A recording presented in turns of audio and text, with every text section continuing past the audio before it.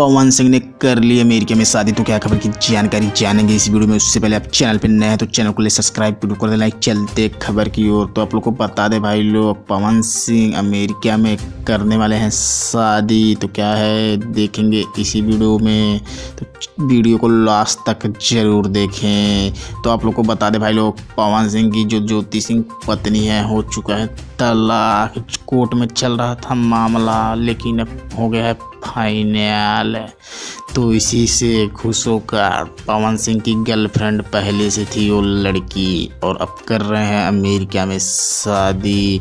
जल्द ही चौथी शादी भी हो जाएगी पवन सिंह की। इस खबर को सुनकर ज्योति सिंह के सीने में उछल गया है आग बबूला हो गई है। ज्योति सिंह बोल रही हैं, इसी के कारण से मुझे पवन सिंह दिए हैं तलाक। तो पवन सिंह तो चुप्पी साधे हुए हैं, बस चुपचाप शादी रचाने जा रहे हैं अमेरिका में।